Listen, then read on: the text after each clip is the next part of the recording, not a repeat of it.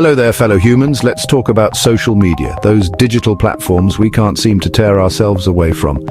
They started innocently enough, promising connection and cat videos. Now they're practically holding our brains hostage. Facebook, now Meta, boasts billions of users. That's more people than some religions. Twitter, now X, is where we get our news, often from dubious sources. And YouTube, it's become the world's teacher, therapist, and source of endless distraction. These platforms are no longer just for sharing vacation photos. They've become essential tools for communication, commerce, and even political movements. Remember the Arab Spring? Social media played a key role, but with great power comes the potential for great misuse. And folks, have we misused it? We're talking misinformation, hate speech, and data privacy nightmares. The sheer scale and influence of these tech giants are staggering. They control what we see, what we read, and even how we think. It's enough to make you want to throw your phone into a volcano. But before you do, let's dive deeper into the murky waters of social media regulation, shall we? Now, let's talk about data privacy, or the lack thereof.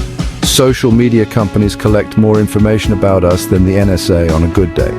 They know what we like, what we buy, and who we're stalking online. They track our every click, every scroll, every awkward message sent at 2 a.m. And what do they do with this treasure trove of personal data? They sell it, of course, to advertisers, data brokers, and anyone else willing to pay.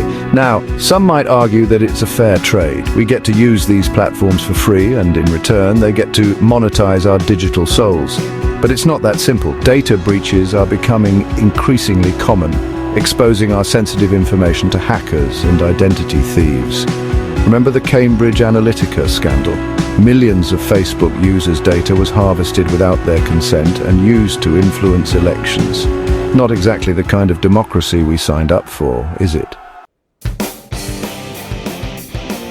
So what are we doing about this mess? Well, in the US, the answer is complicated. We have a patchwork of state laws like CCPA in California, but no comprehensive federal legislation to protect our online privacy. Meanwhile, the EU has GDPR, the General Data Protection Regulation. It's like the gold standard for data privacy, giving individuals more control over their personal information. But even GDPR has its limitations. It's difficult to enforce, and companies are finding creative ways to circumvent its rules.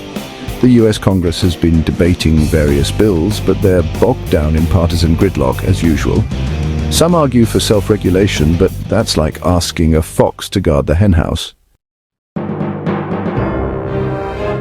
And then there's the issue of misinformation. Social media has become a breeding ground for fake news, conspiracy theories, and other forms of digital sewage. It's like the wild west of information, where anyone can say anything regardless of its veracity.